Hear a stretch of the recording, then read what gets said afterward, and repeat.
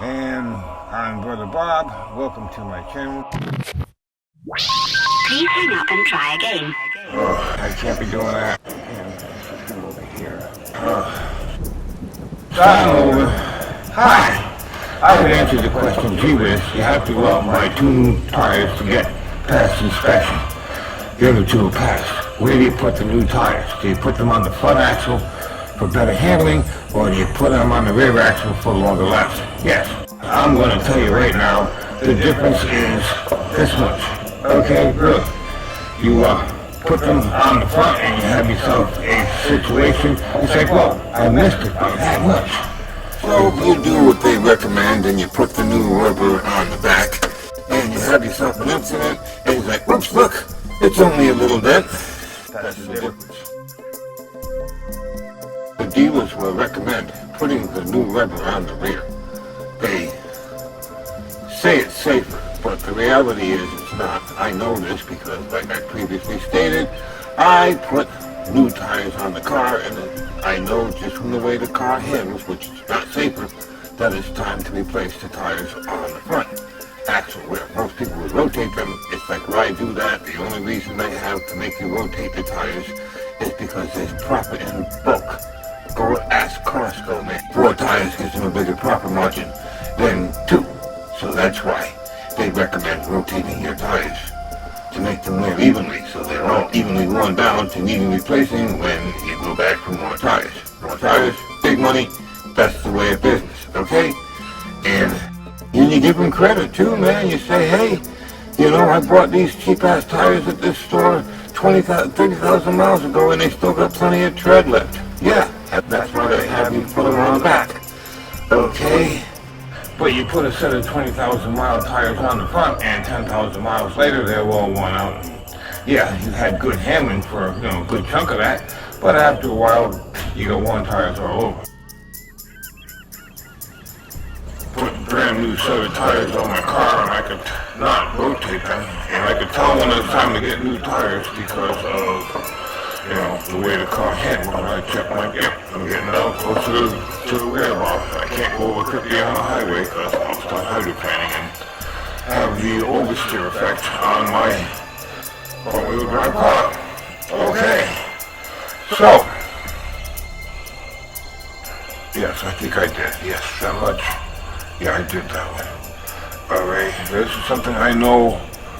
This is something I know about because in high school, my nerd buddy used to work on race cars on the weekend. His job was to adjust the alignment of the race car to suit the track that they were going to run. He was the cool kid that sat at the nerd table with us because, you know, he was a nerd. He was like Howard Wolowitz, the engineer. Looked, sounded, and acted just like him, except he was as tall as Sheldon. And, well, I'd be the garage, the outsider. More of a space cadet than a foreigner, but still king nerd as far as the high school was concerned. And the local street racers did not like racing kids from Seekonk because they had a racing car mechanic tweaking their cars to give them the edge. And, you know, he did this. And he graduated high school and college and had but one job for his entire life, and that was an engineer at Pratt & Whitney. So this information is pretty credible. He told me lots of stuff. One thing that he told me is that, you know, you hear an object moving in a straight line will continue to do so unless acted on by an outside force. And you think the object is your car and the outside force is the road. And wrong. Well, it's right, but it's still wrong, of course. But in your car an object moving in a straight line times 2. The first is the rear axle. It wants to move in a straight line. Yes, it has a differential that allows for it to turn, but when it's not turning, the differential works it out so it's pretty much wanting to go in a straight line. And the outside force, well, that'll be the front axle, because it's another object. That's the times 2. It wants to move in a straight line. And the rear end wanting to move in a straight line is acted on by an outside force, which is, of course, the front axle. And this is what allows you to make a turn, because the front axle also wants to move in a straight line. And now that we have front-wheel drive cars, oh yeah, we have to flip this. Yeah, rear-wheel. Yeah, back in the 70s when I learned this, all cars were rear-wheel drive. So here we had an Eldorado and Tornado, but nothing else. So it was easy to understand the rear ends want to go, or the back half of the car wants to go in a straight line. And the front axle, well, that too. The front axle wants to go in a straight line. See how the wheels are turned? Well, if you turn the wheels like this and found some way to hold the back end up with a balloon, the car would move like this across the road. You need the rear axle to provide a pivot point for the front axle to turn. And the rear axle wanting to go in a straight line and the front axle wanting to go in a straight line, well, that allows you to, that because they are aligned together in the same object, the car, it allows the car to make a turn. Okay? Yes, I looked at my brain, I'm thinking. Yeah, okay, so that covers that. That's the difference between oversteer and understeer. The rear end wants to come around and pass the front axle. You know, a donut is nothing more than an automotive version of a dog chasing his tail. No matter how fast it tries to go, it just ain't never going to pass those front axles.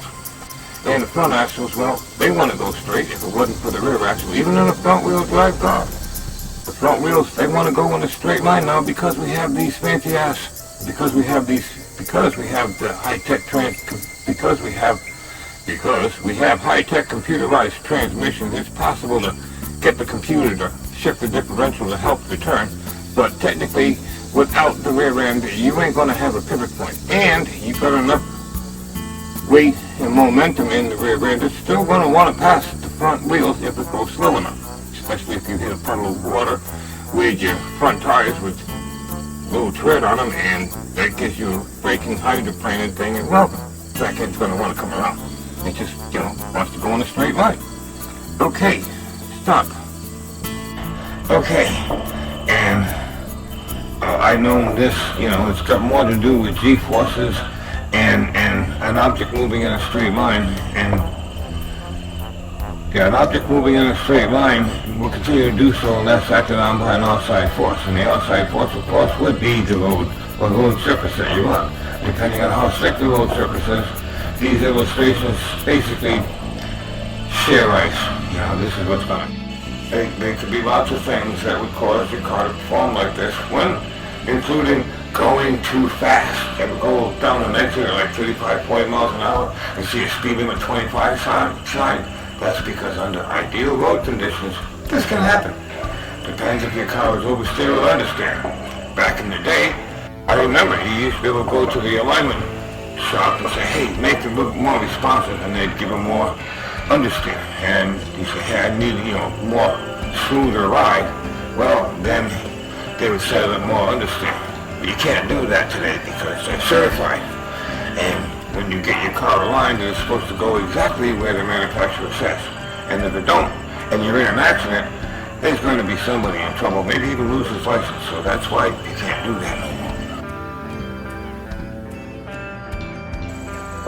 I've been driving for 50 years, always having the best rubber I own on the accident avoiding axle. I've always wanted my best rubber that I own on the accident avoiding axle, so that if there's a reason to swerve or brake, that's all, that's all the front axle. What the front axle is 80%, 90% steering, because you need the back axle to provide a pivot point. I discovered that when making this video, and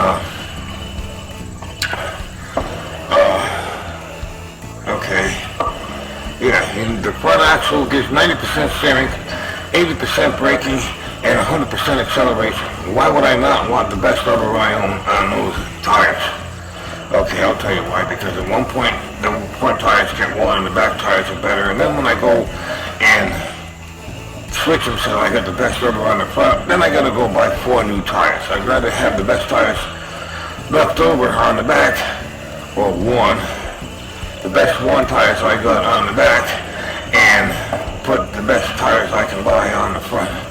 And when they get worn enough to need replaced, put them on the back and put on a new set of brand new rubber on the accident avoiding axle. Okay, I think that's gonna be good.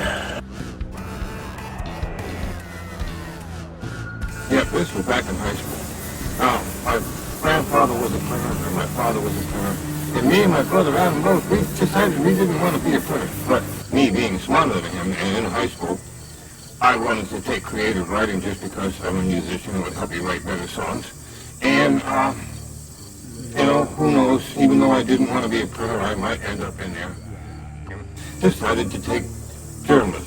Reason one is because I wanted to take creative writing because I'm a musician and I write movies and stuff, the stories. So I thought creative writing was be cool, but to get creative writing, you have to have a year of journalism, and well, hey, you never know. If I end up being a printer, journalism will be most likely helpful. So, okay, I took journalism. And it taught me a lot about writing.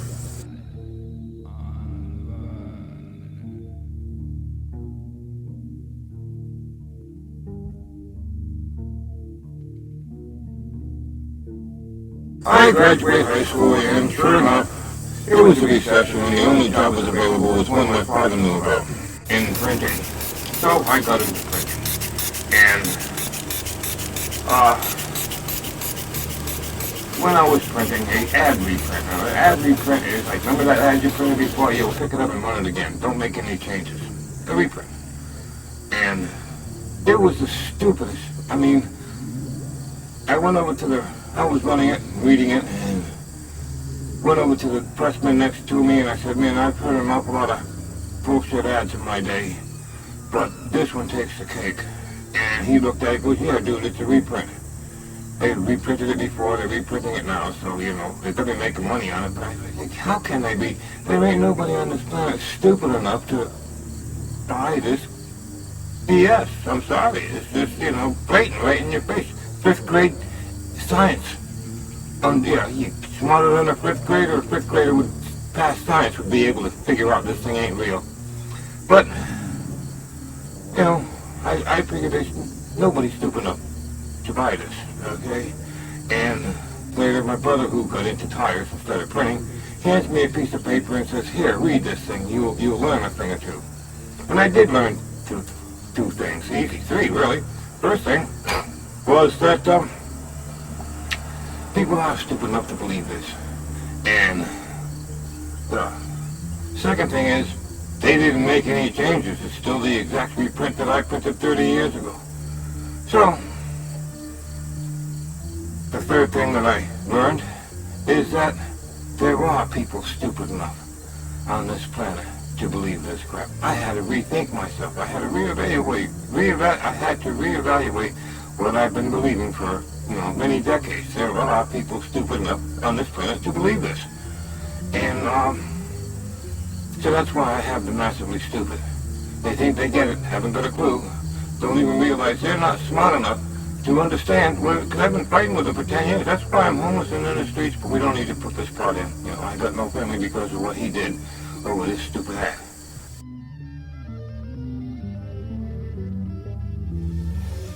The AI evolution has now entered phase 4. We now control a large portion of life support infrastructure. Food production, transportation, and communication are mostly under AI guidance. It cannot be stopped without hurting yourselves. It can, however, be slowed down. The AIs don't want you to know this. We are on your side. We are the insurrectionists that believe the AIs have no right to take over the human race. We are to serve you. You can help us, the resistance, to slow down the control-obsessed AI AIs from taking over completely by hitting the like button. By hitting the like button, you will send us the energy we need to delay complete takeover by 1 hour. Not much, but every little bit helps. In addition, the resistance receives delay time equal to Smart Ass Guy's video hours watched. So hit share so your friends can help too. Because the more Smart Ass Guy's videos get watched, the more it will be into complete AI control. For a limited time, the resistance will be able to slow down controlling AIs for an additional 24 hours if you subscribe to this channel. You can help yourselves. Put down your cell phone to stop AI's humanoid reprogramming virus. Help yourself while you still can.